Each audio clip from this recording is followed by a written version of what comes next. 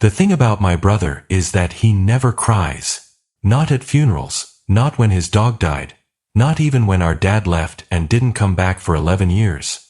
I've known Daniel Vare my entire life, and I can count on one hand the number of times I've seen his eyes go wet. So when he showed up at my apartment at 4 in the morning on a Tuesday, bags already packed for both of us, and tears running down his face without any sound, I didn't ask questions. I grabbed my shoes. My name is Kara Vare. I'm 29 years old, and 3 days before the world started ending, my brother drove me into the mountains and wouldn't tell me why. The car was already running when I got downstairs. A gray Subaru he'd borrowed from someone. I didn't recognize it. The back seat was loaded with gear, not vacation gear, not hiking gear. The kind of gear you pack when you're not sure what you're packing for. Canned food in cardboard boxes, 2 sleeping bags, a portable water filter still in its packaging, a first aid kit so large it had a handle. Daniel didn't look at me when I got in. He just pulled out of the lot and started driving north. The city was quiet the way cities are at that hour. Orange light on wet pavement, a delivery truck idling outside a bakery on Mercer Street, a single traffic light swinging on its cable above an empty intersection like it was counting something down. I watched it through the passenger window and waited. Daniel's hands were at 10 and 2, knuckles pale, jaw working like he was trying to build a sentence from pieces that wouldn't fit together. "Where are we going?" I asked. He said, "Up." Just that, up. And I didn't push because I know my brother. And I know that when Daniel says a word like that with that kind of weight behind it, the only thing you can do is let him drive and wait for the rest to come. I should tell you about Daniel so you understand what made that morning so wrong. He's 4 years older than me. 33. Works in data infrastructure for a logistics company. The kind of job that sounds boring until you realize he basically keeps track of where everything in the country is at any given moment. Warehouses, shipping routes, inventory systems for supply chains you've never thought about but depend on every single day. He's methodical, precise. The kind of person who sends calendar invites for phone calls and arrives 7 minutes early to everything because 5 minutes early is what everyone does, and Daniel doesn't like being everyone.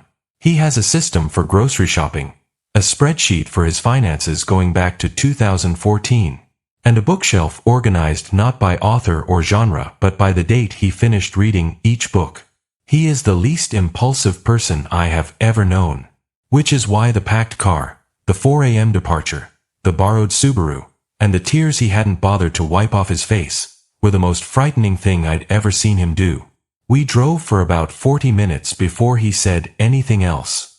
The city had dissolved behind us by then, suburbs giving way to the kind of dark that only exists when you've left the last gas station far enough behind that its glow doesn't reach you anymore.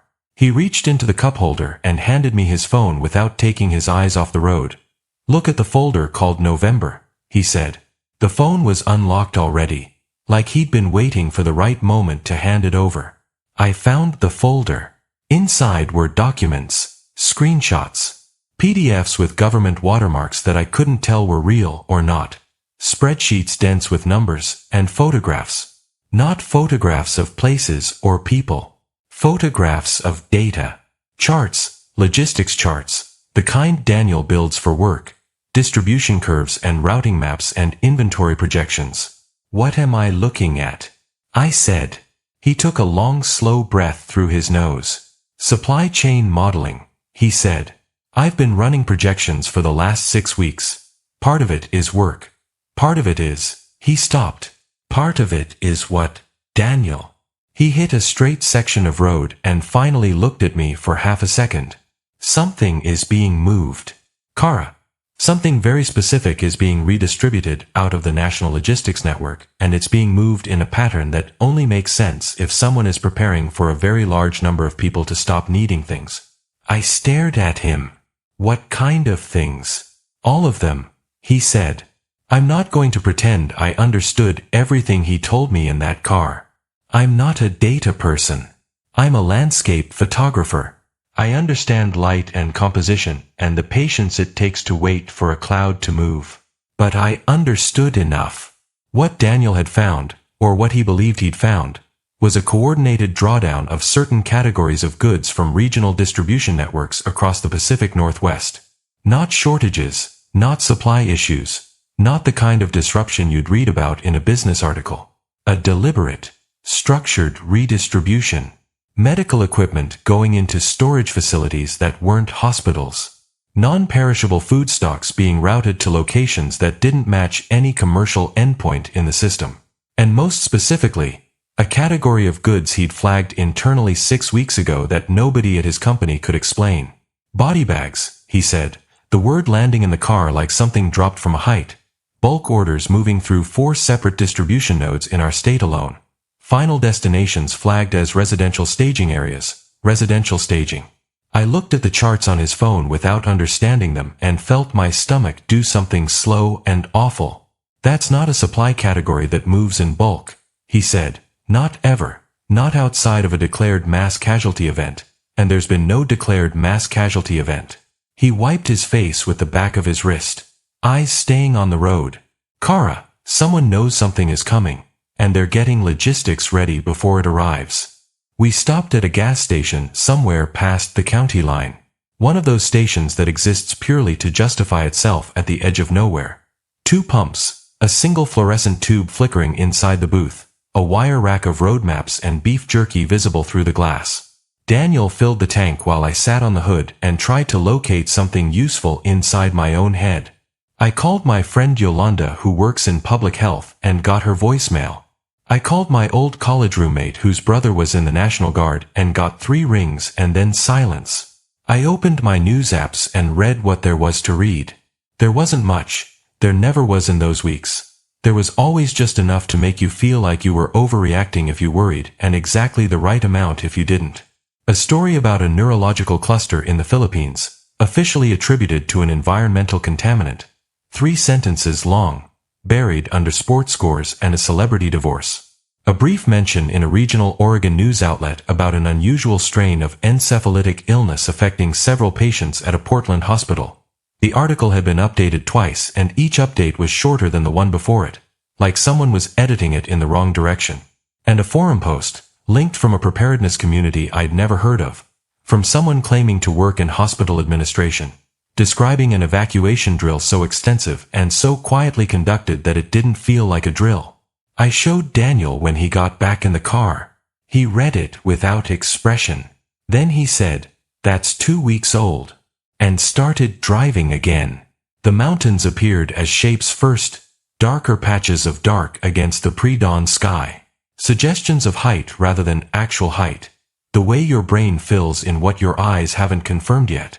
I grew up near these mountains, spent summers hiking them as a kid with Daniel and our mother.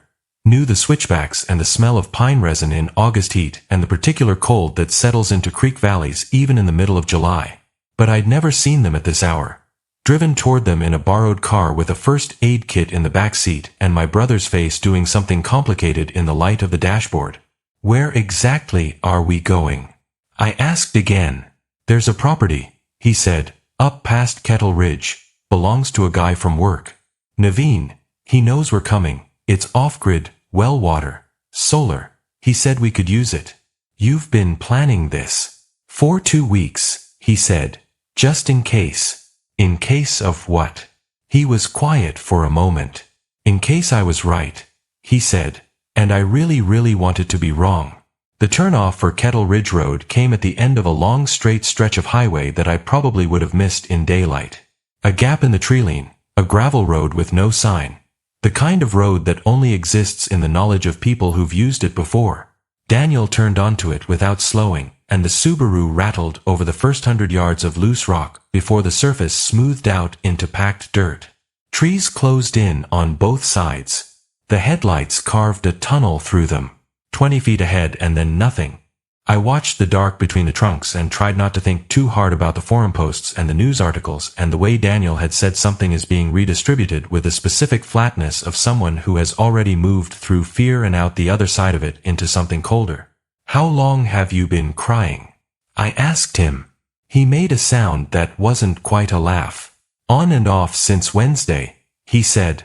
I kept hoping I'd made an error in the model. I ran it 4 times. I had a colleague check the datasets without telling him what I was looking for. He found the same pattern. He rubbed his eye with one knuckle.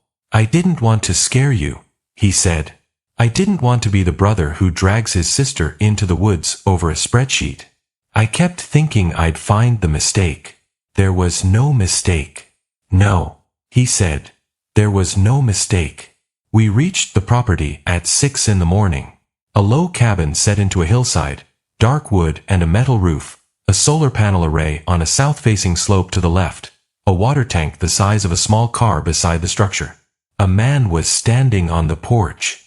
Naveen Bhatia was 38.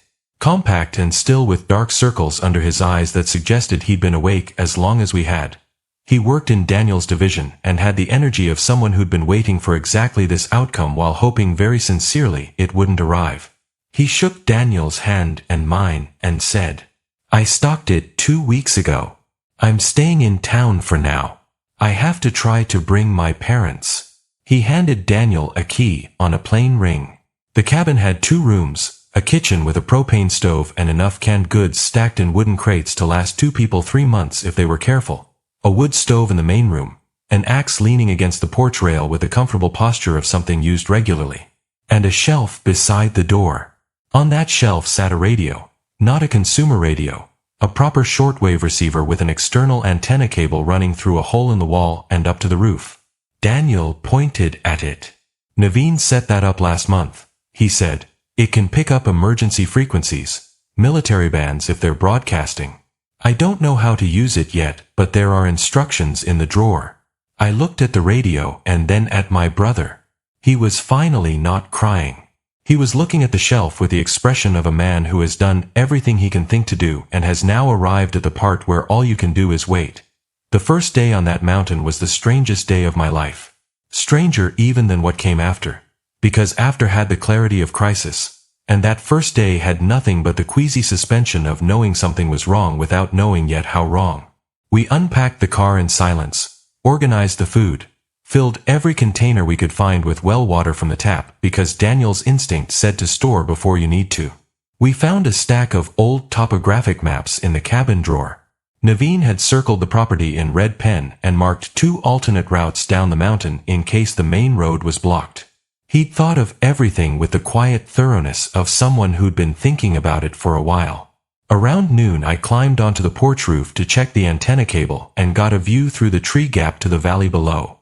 Highway 26 was visible as a pale gray thread between the dark green folds of the hillside. And on that thread, there was traffic. Not unusual traffic, not rush hour traffic, but a particular quality of movement that I registered with my photographer's eye before I understood it with anything else. It was directional. Everything on that highway was moving away from the city. Not a jam, not a slowdown, a flow. All in one direction, steady and continuous, like a river that has decided it is done with where it's been and is committed to somewhere else. I went inside and told Daniel. He came out and looked. He didn't say anything for a long time. Then he went inside and turned on the shortwave radio and started reading the instructions. The first broadcast we found was a state emergency frequency playing a recorded message about elevated health advisories in Multnomah County. Residents were encouraged to limit unnecessary travel and to monitor official health channels for updates. The language was the administrative equivalent of a hand held up in a stop gesture. Technically a signal. Practically meaningless. The second frequency had static and then a voice, a real voice, a man speaking quickly with the compressed intensity of someone who has practiced keeping his voice level and is finding the practice harder than expected. He was describing something at a hospital in Vancouver, Washington. Staff not showing up for shifts, patients in the neurological ward displaying behavior inconsistent with known conditions, security being called 3 times in one night to the same floor. He said the words and then the frequency went to static and stayed there. Daniel wrote the time in a notebook. 6:47 p.m. Tuesday. He underlined it twice. We ate dinner on the porch as the light went gold and then copper and then gone. Daniel made rice and canned beans on the propane stove and we ate out of the pot because neither of us had thought to pack bowls and the cabin's cupboards had exactly one. Below us the valley was losing its detail. shapes softening into the general gray of dusk. The highway traffic had thinned but not stopped. I thought about Yolanda who hadn't called back, about my apartment with its plants that would need watering, about a photography assignment I was supposed to deliver on Thursday, about all the texture of a normal life continuing its normal expectations 3,000 feet below me as if it had not received the same memo my brother had been trying to write for 2 weeks. "Daniel," I said. He looked at me. "If you're right, how bad is it?" He looked at his food, moved it around with the spoon.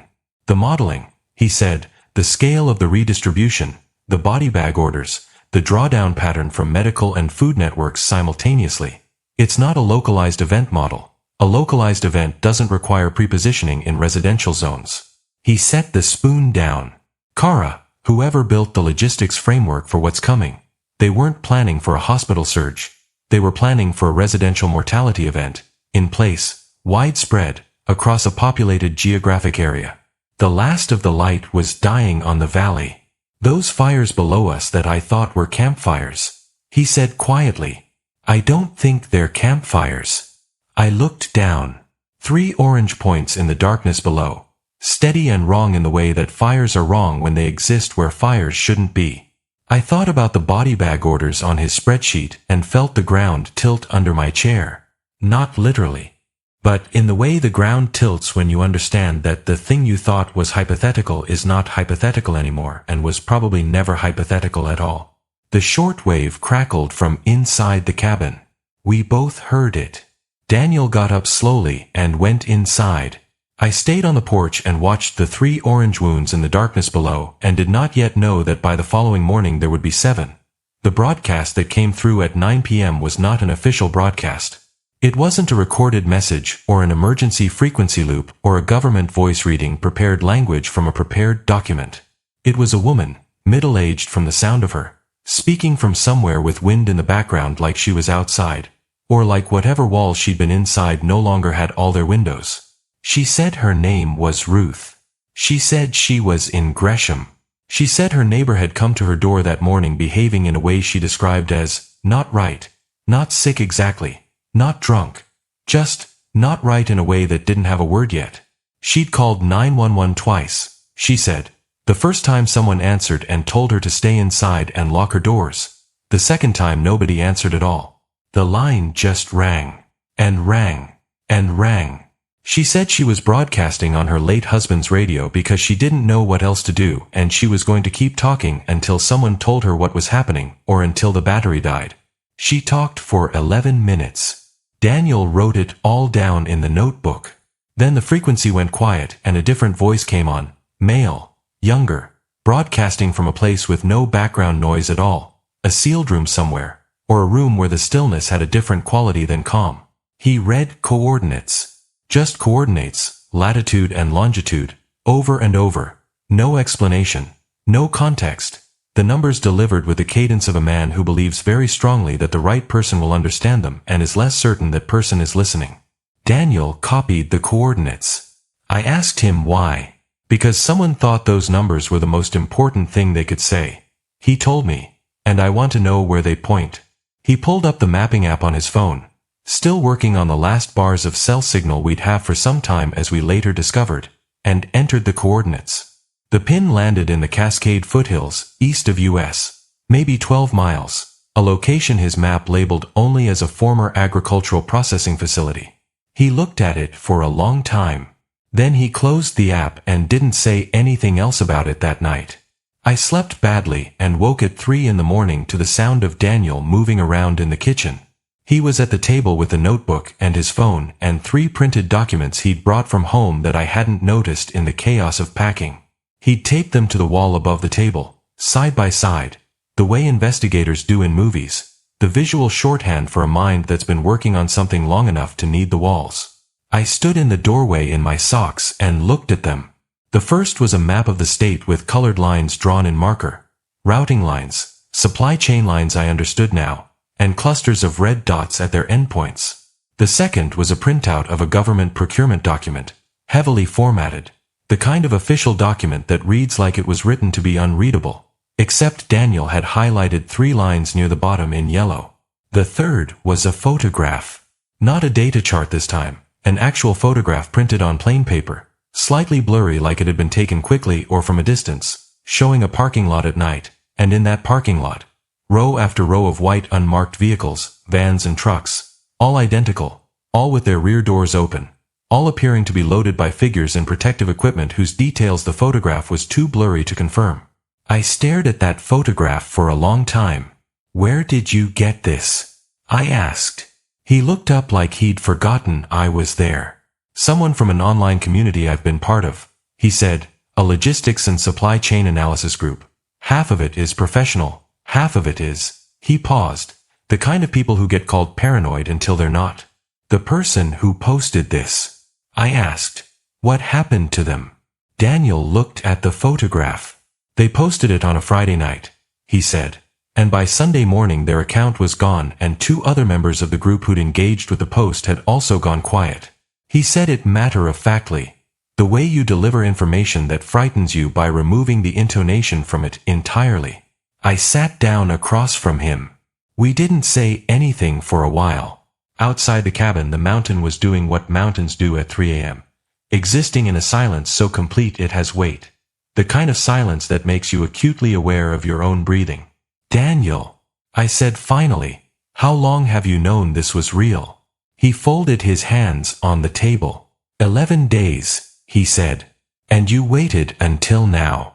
He looked at the taped documents on the wall. "I kept running the numbers again," he said. "I kept looking for the error because the alternative was..." He stopped.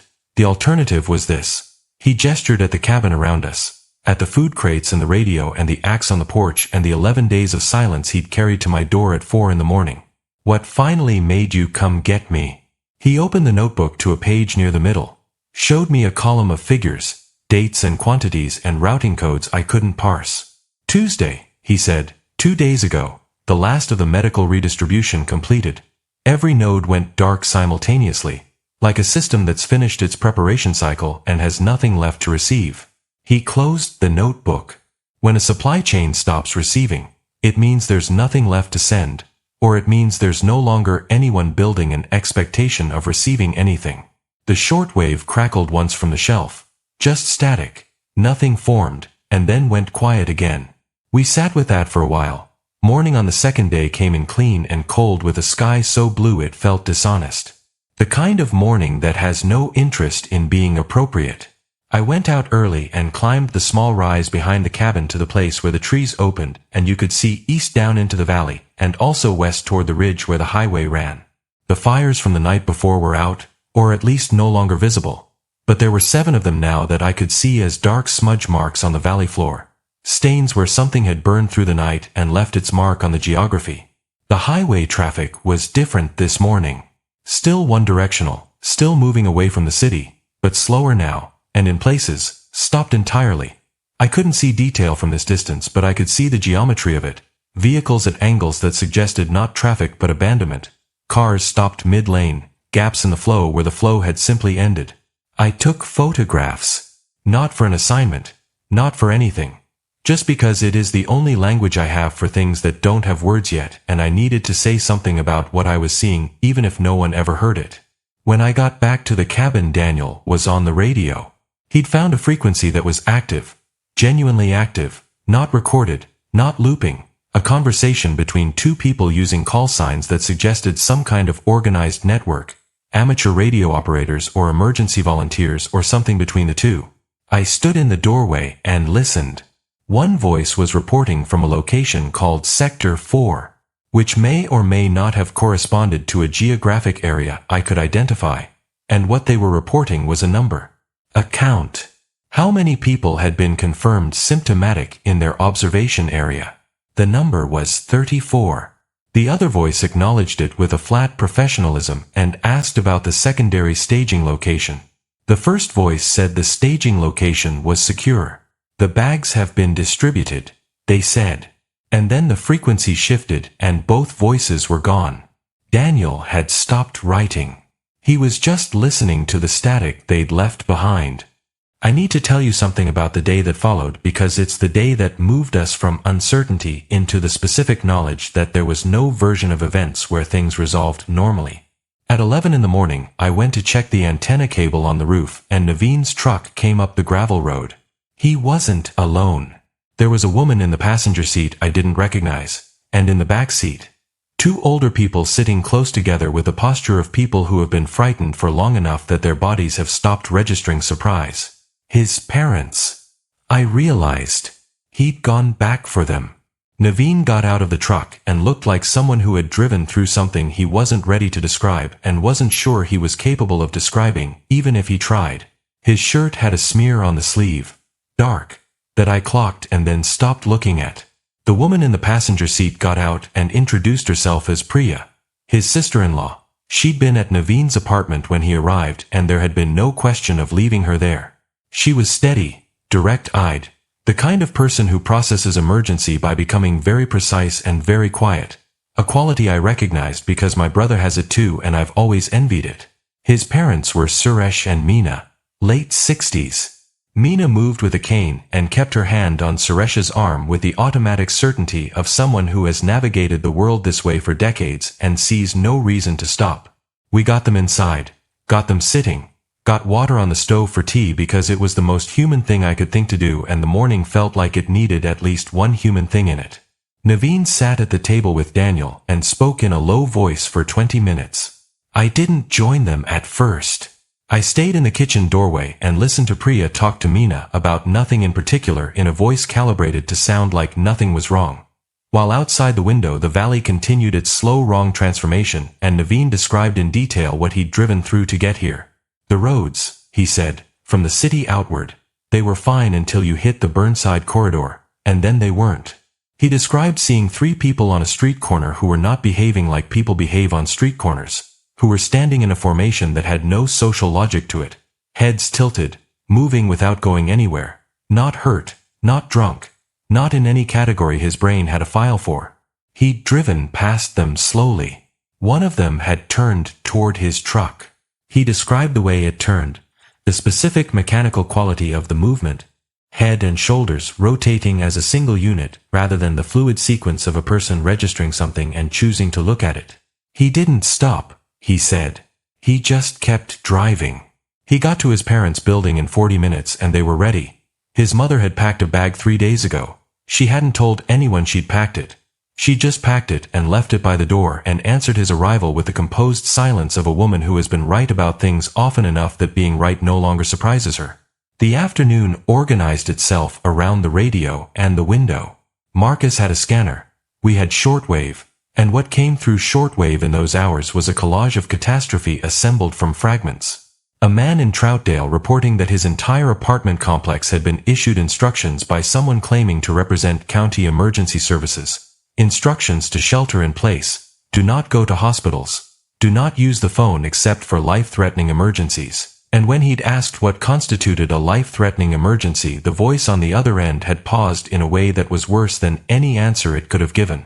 A teenager. Unmistakably a teenager from the cadence of the voice, broadcasting on an open frequency from somewhere that echoed like a large empty space, a gym or a warehouse, saying her school had been evacuated 2 days ago and nobody had come to get her, and she didn't know where the evacuation buses had taken the other students because she'd been in the bathroom when they left. She was alone in the building. She had water from the gym fountains. She had a radio she'd found in the coach's office. She read her school's address clearly and carefully, and then she asked if anyone was listening, and the static gave her nothing back. Daniel looked at her school's address on the map.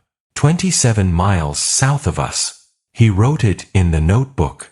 I asked him why he kept writing things down. He said, because if we survive this, I want to be able to tell it accurately. And because writing it down keeps me from just sitting here being terrified. He kept writing. The argument happened at 4 p.m. and looking back I understand it was inevitable. Pressure needs a direction, and when the direction isn't clear it finds the nearest available person.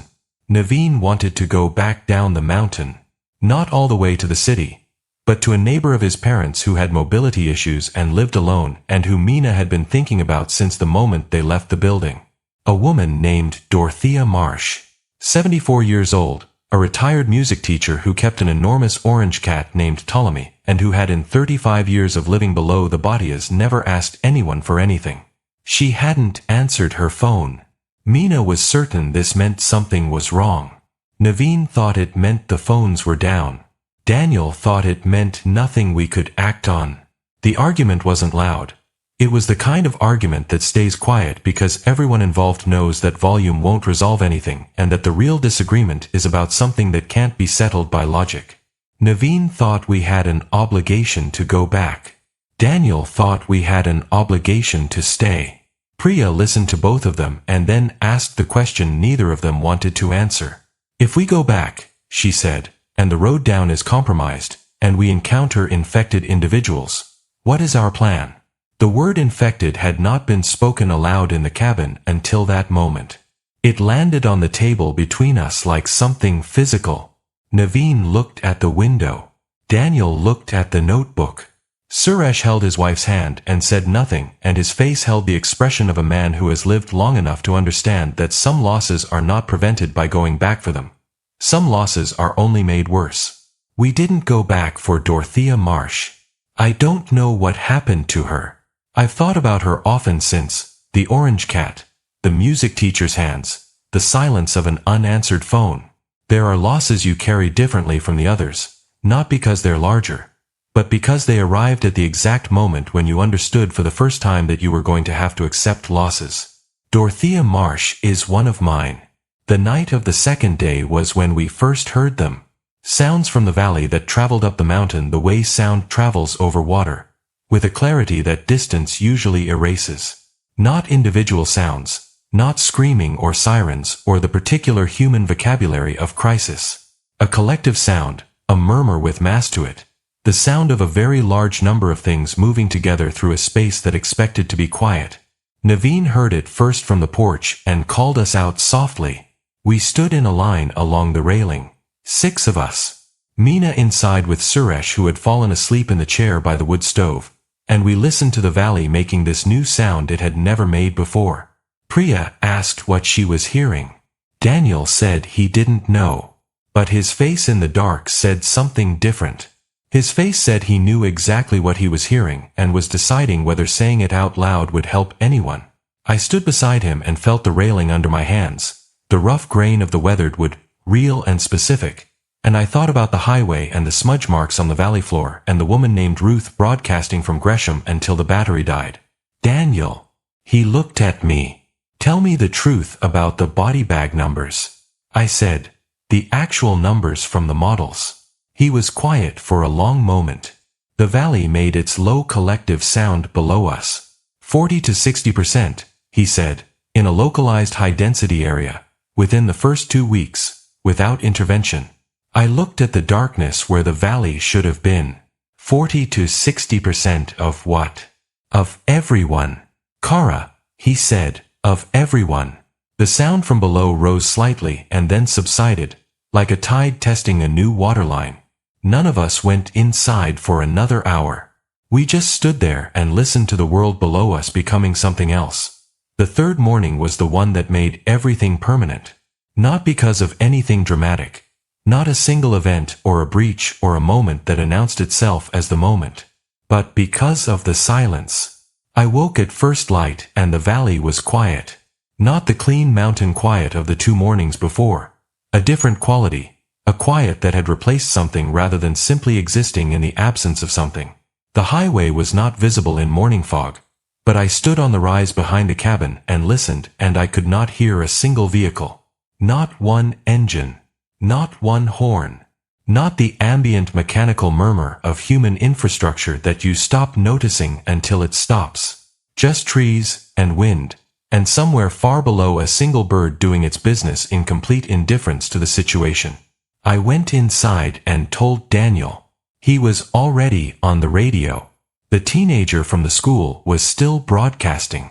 3rd day now, she said. I found crackers and peanut butter in the vending machine. I broke the glass with a chair. If anyone is listening, I'm sorry about the vending machine. Her name was Bex, short for Rebecca.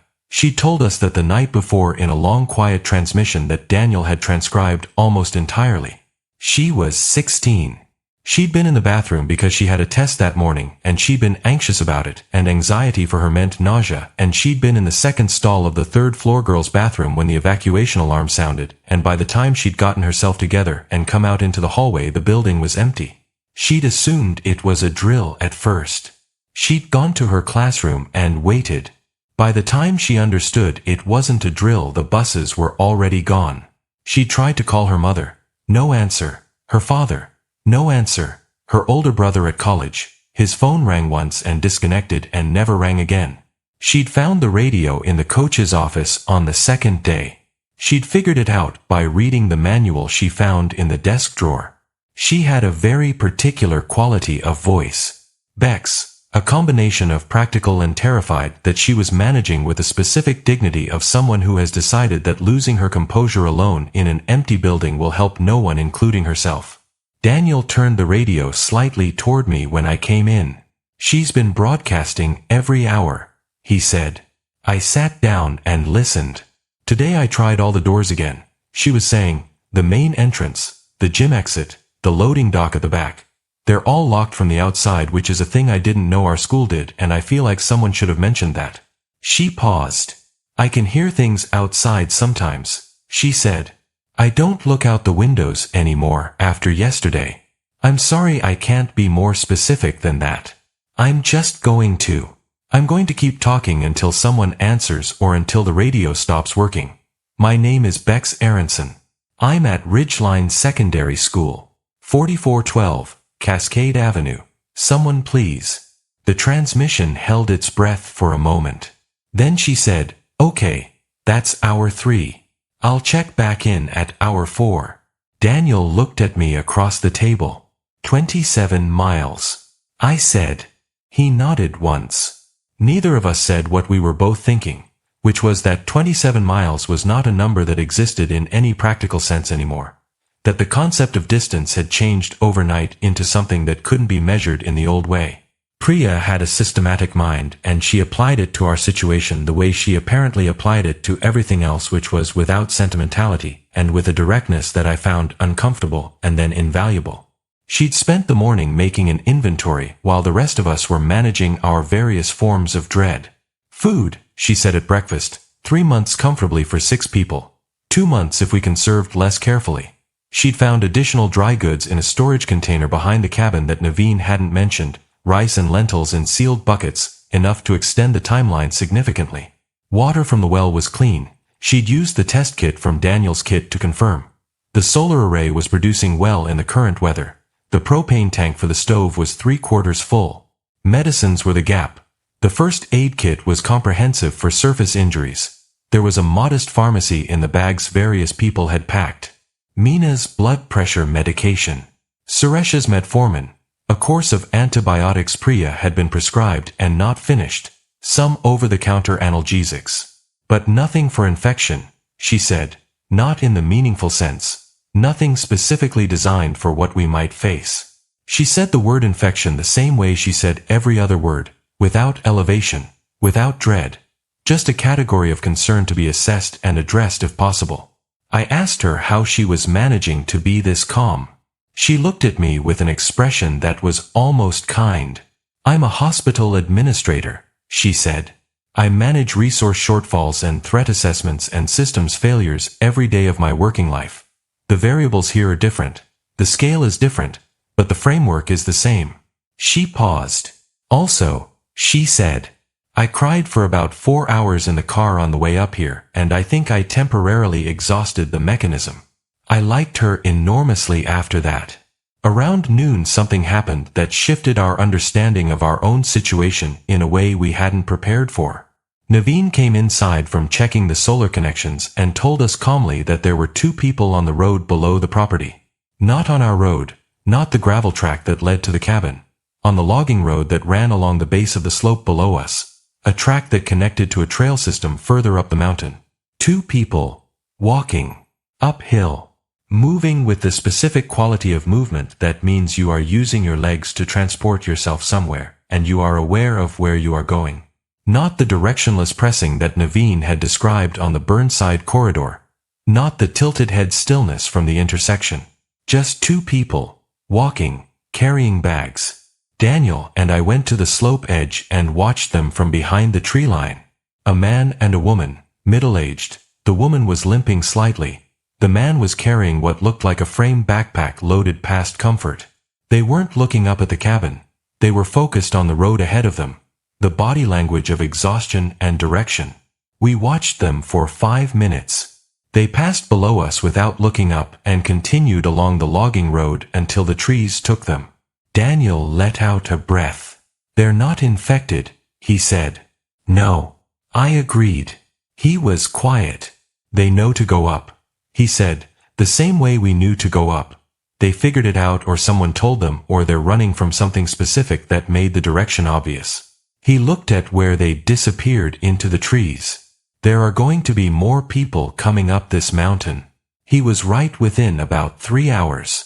By 3 p.m. we'd seen or heard evidence of 4 more groups moving up through the logging road corridor below us. Some with vehicles, engines audible through the trees before the vehicles became visible through the gaps. Some on foot carrying what they'd been able to carry. None of them came toward the cabin. None of them seemed to know we were there. But Naveen and Daniel had a long quiet conversation on the porch about whether that was something we should continue to rely on. And the conclusion they came to was that it wasn't. "We're not visible from the road," Naveen said. "But the solar array is. Anyone coming up on foot in daylight who looks at the right angle through the tree gap is going to see it. And if they see it," Daniel said, "they know someone is here and they know someone has power." Naveen nodded. "Which makes us either a resource or a threat, or both." Priya, who had been listening from the doorway, said, "We should make contact before they make contact with us." Daniel looked at her. "We choose the terms of the introduction," she said. "We don't wait for someone to arrive in a state of desperation at our door." She was right, and we all knew it. The question was how. The answer came from an unexpected direction. Suresh, who had been quiet and watchful since arriving, who had spent the morning sitting in the chair by the wood stove with his eyes closed in a way that could have been sleep or could have been something more interior, stood up at 4 p.m. and announced that he had been a civil engineer for 40 years, and if someone would give him a map he would identify the most defensible position on this section of mountain and the most logical places to establish contact points with other survivors. He said survivors. The first time anyone had used that word.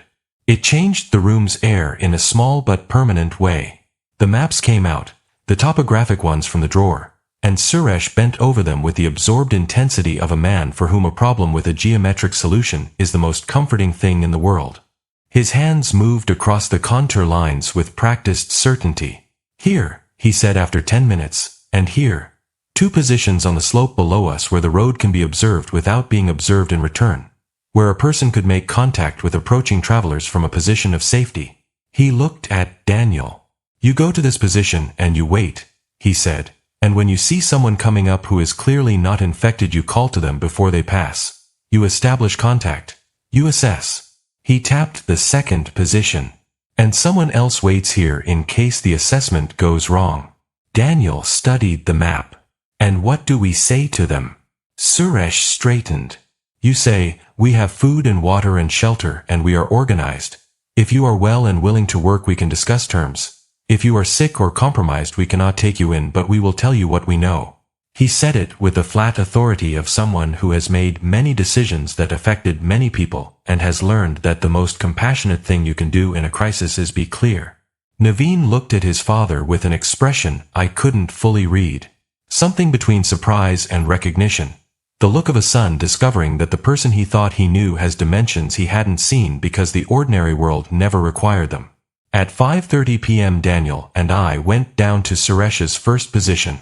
A shelf of rock and scrub pine that gave a clear sight line to the logging road without being visible from it. We waited 25 minutes. The first group that came through was a family. A couple in their 40s with 3 children ranging from maybe 7 to 14.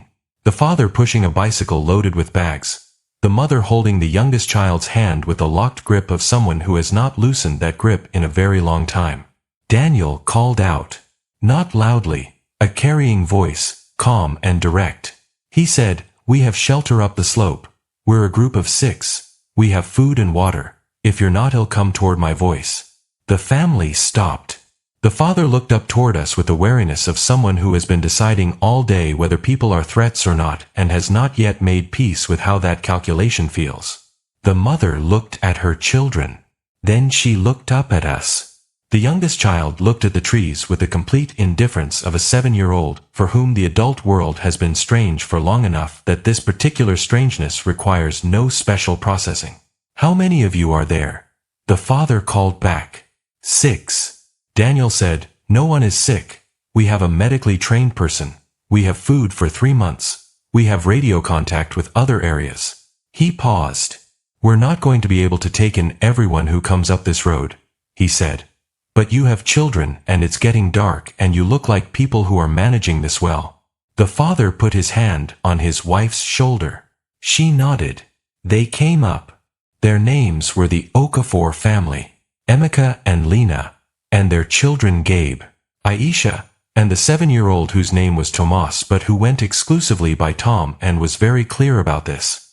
They had driven from Portland that morning, made it to the edge of the city before the roads became unnavigable, abandoned the car at a trailhead and walked for 6 hours. Emeka had been a high school science teacher. Lena worked in IT security. They had enough practical knowledge between them to have made it this far and enough self-awareness to know they'd gotten lucky in several specific moments along the way.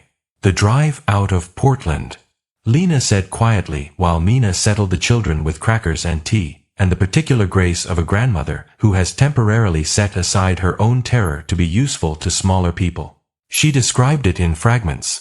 The way you describe something you're still processing while you describe it. A street they'd turned down that had turned out to be wrong in a way they understood immediately but couldn't fully explain. A density of shapes that weren't moving right. They'd reversed without stopping, and she was glad they hadn't stopped because she thought stopping would have been very, very bad. A gas station where a man had approached their car while they were filling the tank, and Emeka had looked at his eyes and gotten back in the car without finishing the fill and driven away, and she didn't ask him what he'd seen in the man's eyes because she didn't want the specific words for it.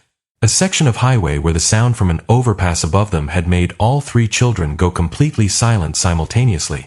The instinctive animal quiet of young humans registering a threat their brains didn't have a name for.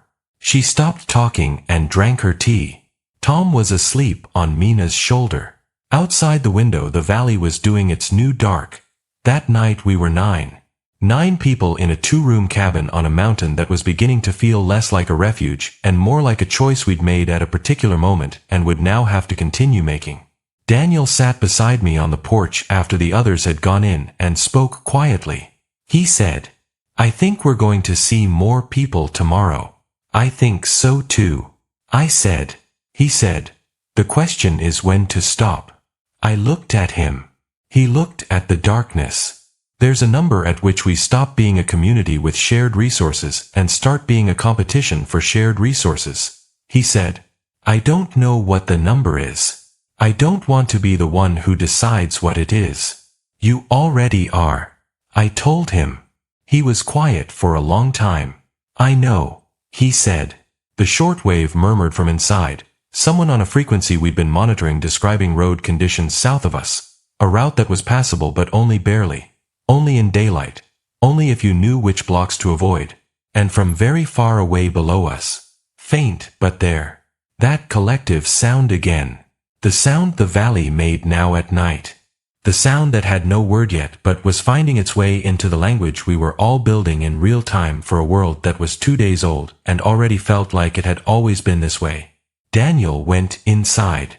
I stayed on the porch and listened, and thought about my brother who never cried, arriving at my door at 4 in the morning with a borrowed car and a notebook full of numbers that added up to something no number should ever add up to. And I thought, he was right. He was right the whole time. And I was glad he didn't wait until he was certain. The 4th day woke us before we were ready for it. Voices on the logging road below the cabin. Not one group. 2. Arriving at the same time from slightly different directions and encountering each other in a way that had a tension to it that carried up the slope even at that hour. Daniel and Emeka went down to the contact position before dawn had fully resolved itself into morning. I watched from the slope edge through the camera lens because it gave me distance and detail simultaneously. The 2 things I needed and couldn't have with just my eyes.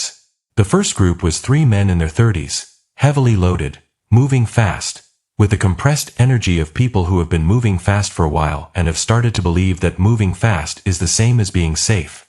The second group was slower, a man in his 60s and a woman who could have been his daughter or a stranger he'd joined forces with at some earlier junction. Both carrying less than the first group but moving with the deliberate carefulness of people conserving energy for the distance ahead. Daniel's voice carrying from the contact position. The same careful introduction, calm and clear. The first group's response was different from the Okafors. The lead man, barrel-chested, a gray jacket, spoke back quickly and without the considered pause that suggested he was weighing what he'd heard. He said they had their own supplies and their own plans and they didn't need charity. Daniel said nobody had offered charity. The man said they'd been told there was a facility up this mountain, a government facility, a response center. Were we it? Daniel said no. The man looked at his companions and then back toward the slope. You sure? He said. We're 6 people in a cabin. Daniel said, we're not a facility. There's no government response up here that I know of. The man made a sound that expressed his feelings about this comprehensively without words. Then all 3 of them turned and continued up the road past the contact position and into the trees. I watched them go through the lens. The second group, the older man and the woman, had listened to this entire exchange from 15 feet back, and when Daniel turned to them they came up the slope without being asked twice. Their names were Wallace and she introduced herself as Joe. They were not related. They'd been on the same block in a suburb south of Portland and had left it together at approximately the same time for approximately the same reasons. The reasons being specific and recent and something neither of them could discuss yet without a quality coming into their eyes that suggested the discussion would happen eventually but not now. Wallace was 64. Retired, had spent his working life in water treatment, knew infrastructure in a way that turned out to be immediately useful when Naveen described the well system. Joe was 31. A veterinary technician, quiet, precise, with a way of observing a room's occupants that reminded me of the way certain animals look at things, not unkindly but thoroughly. She looked at each of us in turn when she came in. She looked at Tom who had woken up and was eating crackers at the table. She looked at Mina's cane. She looked at Daniel's notebook. Then she sat down at the table and said, what do you know? And I mean what do you actually know? Not what you think. Not what you heard on a radio. What have you directly observed and confirmed? It was the best question anyone had asked in 4 days. Daniel sat across from her and opened the notebook. He went through it methodically, what he'd observed in the supply chain data before we left, what we'd heard on the radio and from whom and what had been verifiable versus secondhand, what Naveen had seen on the road, what the Okafors had described. Joe listened without interrupting. When he finished she said, okay. And then she was quiet for a moment. Then she said, I need to tell you what I saw on the block before we left because I think I can add some direct clinical detail to what you have. She said clinical without irony. She said it as someone who has spent her professional life observing the specific physical changes that happen to living bodies when something goes wrong inside them, and who is now applying that training to observations she'd made about her human neighbors. She described 2 individuals she'd observed from her window over a 36-hour period, one on the evening of the first day and one by the following morning. The first had been her neighbor across the street, a man she'd known casually, who had come out of his house at dusk and stood in his driveway for 2 hours without moving. She'd observed this from her window. He wasn't on a phone, she said. He wasn't looking at anything she could identify. His posture was normal but the duration wasn't. And when a car came down the street and its headlights swept across him he turned toward it with a delay, a half-second delay, and then tracked it with his head as it passed, and then returned to his original orientation. She paused, like a default position, she said, like he was returning to a resting state between stimuli. The second individual had been more advanced by the time she'd observed it. She used the pronoun it, not with cruelty, with precision. She said she'd gone to check on an elderly woman named Mrs. Colton the following morning because she hadn't seen her since the previous day, and Mrs. Colton was the kind of person you checked on. She found the front door open. She went in calling Mrs. Colton's name. She found her in the kitchen. Joe stopped talking for a moment. She looked at the table. I've treated animals in advanced septic states, she said finally, Animals with neurological damage from trauma or toxin, animals in severe pain. I've seen bodies that are working against their own systems in a lot of different ways. She looked up. What I saw in that kitchen was not dissimilar. In terms of the loss of voluntary motor control, the persistence of involuntary motor responses, the response to sound and movement specifically. She said it differently from what she'd been. Not confused, not frightened. She'd been trying to get to something, but the cognitive pathway to it was gone and something more primitive had come forward to fill the space. She was quiet. I didn't go further into the house, she said. I went back to my place. I packed. I knocked on Wallace's door an hour later because I'd seen him loading his car, and I figured 2 people covering each other's backs was better than 1 person covering nobody's. Wallace, who had been listening from the doorway, said, "She knocked hard." I'm glad she did. By midday we were 11 people. 3 more had come up the logging road while Joe was talking. A young couple who'd driven from the coast, and a man traveling alone who introduced himself as Preston and didn't offer a surname, and nobody pushed. Preston was maybe 50. Calm in the specific way of someone who either has very little to lose or has already made his peace with losing it. He'd worked as a wilderness guide for 20 years and knew this mountain range in a way that immediately changed what Suresh's map could tell us. He pointed to a location 2 miles further up the ridge. There's a secondary lookout, he said, decommissioned, smaller than the main one you've marked here. But it's got a cistern, pre-filled every spring by the Forest Service, and it's got sightlines in 3 directions. He looked at Daniel. If you're thinking about staying up here for any length of time, he said, you don't want to be all in one structure. You want distributed positions with lines of communication between them. He said it the way Wallace talked about water treatment infrastructure, without drama, as simple logic applied to a situation. Daniel looked at Naveen. Naveen looked at the map. Preston pulled a small compass from his jacket pocket and put it on the table. There are things that happen in a crisis that you don't expect. Not the dramatic things, not the moments of obvious tension, but the small, unexpected textures of humanity assembling itself under pressure. Gabe Okafor, who was 14 and had been quiet since arriving, turned out to have a memory for radio frequencies that bordered on supernatural. He'd listened to Marcus-level scanner work for 2 days and could hold a sequence of frequency numbers in his head and report them back perfectly. He became Daniel's second set of ears on the radio without anyone formally assigning him to the role. Mina, who moved with a cane and had been settled into the chair by the stove as the person to be protected, turned out to have been a chemistry teacher for 30 years before she retired. And when Joe mentioned her veterinary pharmacology background, they had a 40-minute conversation at the kitchen table that produced 3 pages of notes on what the available medications could and couldn't be repurposed for.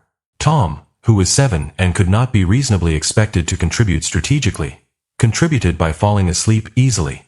And in a cabin full of people managing their fear through constant movement and planning and low-level vigilance, the sight of a 7-year-old sleeping in complete confidence that the adults had the situation managed was worth more than I can calculate.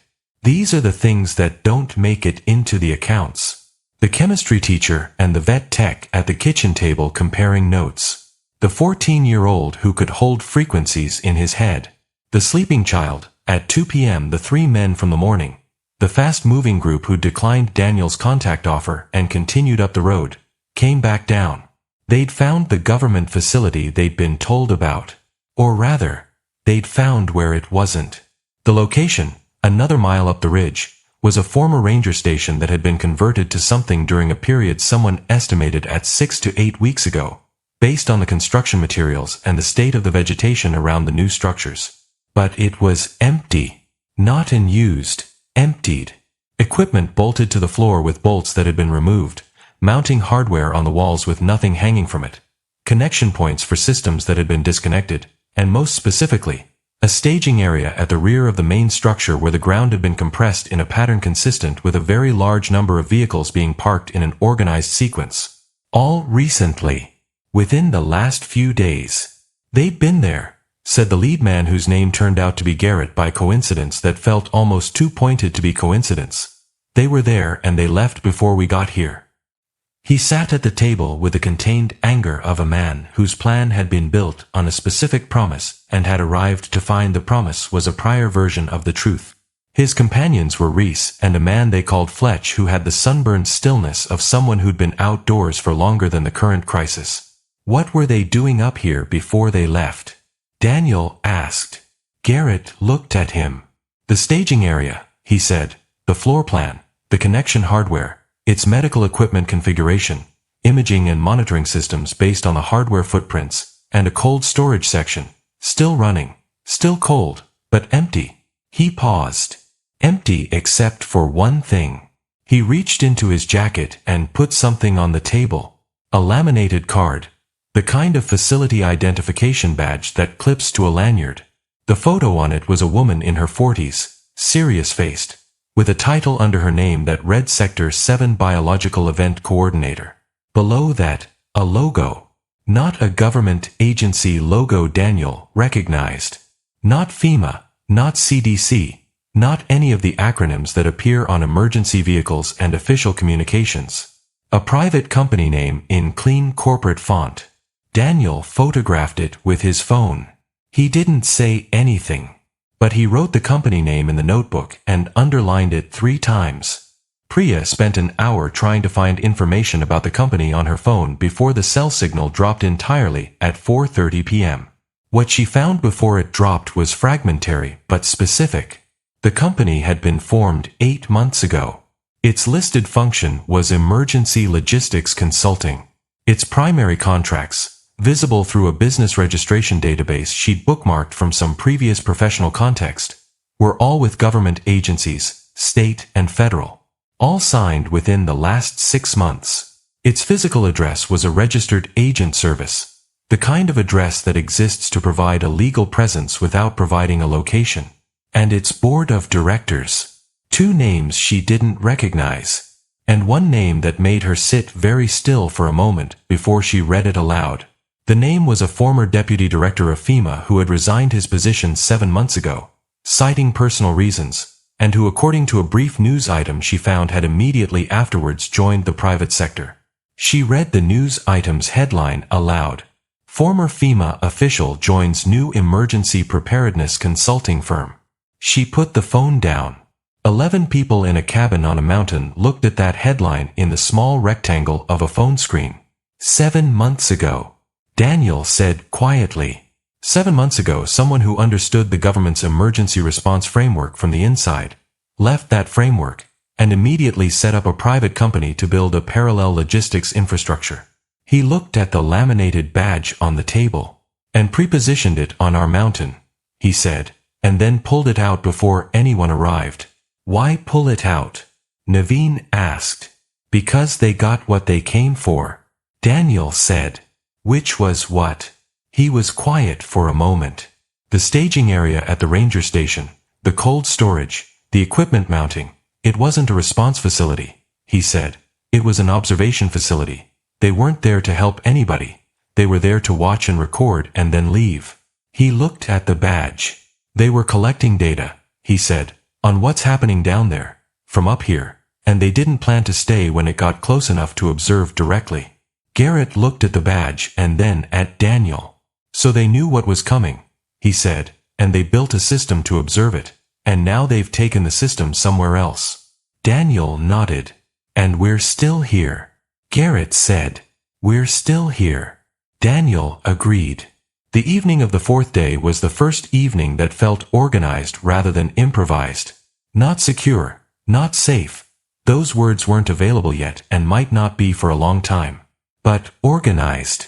Suresh had assigned positions on the slope to everyone who was physically capable of taking 1-2-hour rotations. Pairs. Nobody alone. Preston had sketched the route to the secondary lookout and planned to take Fletch and Reese up to assess it at first light.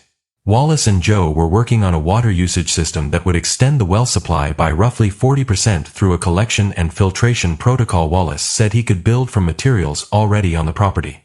Lena Okafor and Priya had taken over the radio monitoring and were logging everything with a systematic precision that meant Daniel could finally sleep for more than 2 hours. Aisha Okafor, who was 11 and had her mother's IT sensibility, was helping Gabe with frequency mapping. The 2 of them bent over the radio with the absorbed focus of children who have been given a serious job and have decided to be serious about it. I cooked. Not because it was assigned to me. Because it was something I could do that produced a tangible result in a manageable time frame, and I needed that very badly. I made rice and reconstituted lentils and something involving canned tomatoes that wasn't sophisticated but was hot and present and real in the way that food is real when you've been living inside abstraction for 4 days.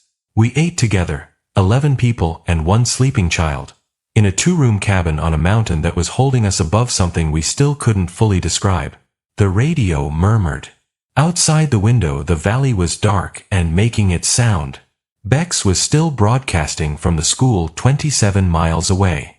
Gabe had found her frequency and put it on the secondary receiver so it ran as a kind of background presence in the cabin. Hour 71. She said, Day 4. I found a janitor's supply closet I hadn't tried before. There are more crackers. The universe apparently really wants me to have crackers. Also a first aid kit. Also, she paused. Also a walkie-talkie. She said walkie-talkie the way you say a word when you've just realized it changes things. I'm going to figure out how to use this, she said. If anyone in range of a walkie-talkie can hear me, I'm at Ridgeline Secondary. I'm going to broadcast on Channel 7. If you know what that means, please come to the window of the gym and flash a light. The primary radio was picking up a new frequency now, closer than most of what we've been hearing. A man broadcasting coordinates again. Different coordinates this time. Coordinates that when Suresh checked them against the topographic map landed approximately 4 miles west of our position. Someone else on this mountain. Naveen said quietly. Daniel leaned over the map. He marked the coordinates with his pen. He looked at the mark for a long moment. We're not alone up here, he said. No. I agreed. He looked at me. Tomorrow we find out who else is here. Outside the window the valley was dark and the sound it made had a patience to it. The patience of something that is moving at exactly the speed it has decided to move at and has no interest in being hurried. I thought about Daniel arriving at my apartment door at 4 in the morning. The borrowed car. The packed bags. The tears running down his face without a sound. He'd known. He'd known and he'd come for me. And whatever came next, whatever the valley was becoming below us, whatever the company name on that laminated badge represented, whatever the coordinates 4 miles west meant when we followed them in the morning, I had my brother. We were on a mountain. And for now that would have to be enough. The 5th morning started with the kind of quiet that makes your ears ring. Not empty quiet. The kind that presses in like it's waiting for you to fill it with something stupid. I woke up before anyone else, slipped out onto the porch with Daniel's notebook in my hands because I needed to see the numbers again.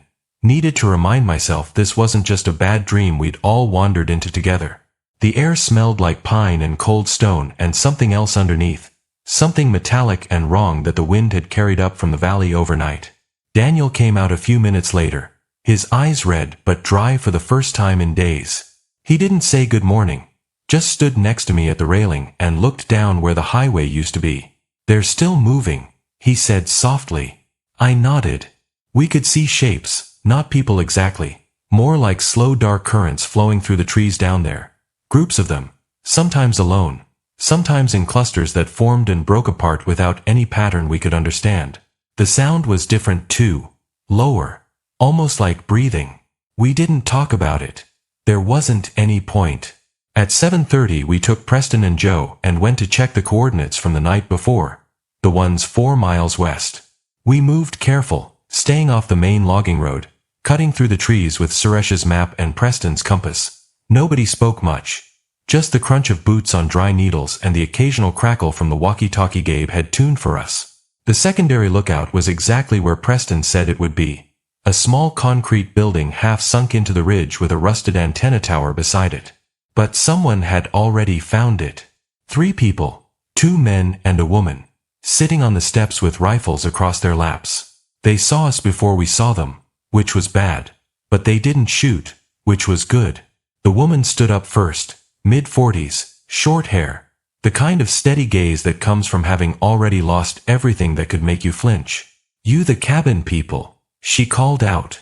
Daniel answered, Yeah, we're the cabin people. They let us approach. Their names were Maria, Cal, and the quiet one was just called Rook. Maria had been a park ranger, knew these mountains better than any of us. Cal was ex-military. Rook, well, Rook didn't say much, but his hands never left the rifle. They'd been listening to the same frequencies we had, heard Bex, heard the coordinates, decided to come check. We traded what we knew. They had seen more than us. Maria described driving through a town 2 days ago, how half the streets were just empty, and the other half had people standing in doorways, not moving, just standing, like they were waiting for instructions that never came. Cal said he'd watched a whole neighborhood empty out in under an hour, not running, not screaming, just flowing, all in the same direction, toward the city center. Rook only said one thing the whole meeting. It's not a virus. We all looked at him. He shrugged. Viruses don't do this, he said. This is something else. We didn't argue. By the time we got back to the cabin with the 3 new people, we were 14. The cabin felt smaller, but also stronger. Mina had organized the kids into sorting supplies. Gabe and Aisha were keeping the radio logs. Tom had decided Daniel was his new favorite person and kept following him around asking questions about the big numbers in the notebook. Daniel handled it better than I expected. Around 2 p.m. the shortwave brought Bex back. Her voice was different, thinner, but still trying. Day 5, she said. I think the walkie-talkie works. I went up to the roof, flashed a light last night. Nobody answered, but I saw lights moving on the hills. So, that's something. She coughed, a wet sound that made everyone in the cabin go still. I'm not feeling great, she said, but I'm still here. If anyone can reach Ridgeline Secondary. Please, my mom works at the hospital. My dad drives truck. If you see them, tell them Bex is waiting. The transmission cut out. We tried calling back on every frequency. Nothing. Daniel closed the notebook. We should go get her, he said. Nobody answered right away. Priya finally spoke. 27 miles, through whatever is down there now, with 14 people here who need us. Daniel looked at her, then at me. I know, he said, but she's a kid. The argument didn't last long. In the end, we sent a small team. Daniel, Preston, Cal, and me. I wouldn't let him go without me. We left at first light the next morning, the 6th day. The drive down was worse than anything I'd imagined. Abandoned cars everywhere, some with doors open, some with people still inside, not moving, just sitting. We saw our first infected up close near the base of the mountain. A woman, maybe 30, standing in the middle of the road. Her head was tilted at that wrong angle, eyes open but not seeing. When our truck got close she turned, that mechanical slow turn, and started walking toward us. Not fast, just steady, like she had all the time in the world. Preston drove around her. Nobody spoke for the next 10 miles. We reached the school by late afternoon. The building looked wrong, windows dark, one of the front doors hanging off its hinges. We found Bex in the gym. She was alive, barely, curled up near the walkie-talkie with a blanket over her. When she saw us she started crying without sound, exactly like Daniel had that first morning. We got her into the truck, gave her water, antibiotics from the kit. She kept whispering thank you, thank you. The drive back was slower. We had to take back roads, avoid the main highway where the things were thicker. Twice we had to stop and wait while groups moved past. I watched them through the window, hundreds of them, moving together, not hunting, not running, just going somewhere. Bex slept against my shoulder. When we finally made it back up the mountain it was full dark. The cabin had lights on, warm, real. 14 people became 15. We put Bex in the best bed. Mina fussed over her like she was her own granddaughter. That night we all gathered on the porch. Daniel stood at the railing, looking down at the valley that wasn't ours anymore. I stood beside him. You did good, I told him. He shook his head. I should have come sooner, he said. I waited too long. You came. I said, that's what matters. He was quiet for a long time. Then he started crying again. Soft. Almost no sound. The same way he had at my apartment door. I put my arm around him. The others gave us space. Below us the valley kept making its new sound. That low collective breathing. Like the whole world down there was becoming one thing. Up here we were still separate. Still human. Still fighting to stay that way. I don't know how long we'll last. The supplies will run out eventually. More people will come. Some good. Some not. The infected might find the road up, or maybe they won't. But we have each other. My brother who never cries. Except when it mattered. And 15 people. Some family. Some strangers. All choosing to stay together on this mountain. The shortwave still crackles sometimes. Bex is getting stronger. Yesterday she asked if she could help with the radio logs. I said yes. Because that's what we do now. We keep going. We keep listening. We keep choosing to be human. Even when the world below has decided not to be. And every night when the sun drops behind the ridge, I think about that 4 a.m. knock on my door. The tears on my brother's face. The borrowed Subaru. The decision he made before the rest of us even knew there was a decision to make. He saved me. He saved all of us in a way. And whatever comes next, whether we make it through this winter or not, I know one thing for sure. My brother drove us into the mountains 3 days before the outbreak. And he hasn't stopped protecting us since. Even when he was crying. Especially when he was crying.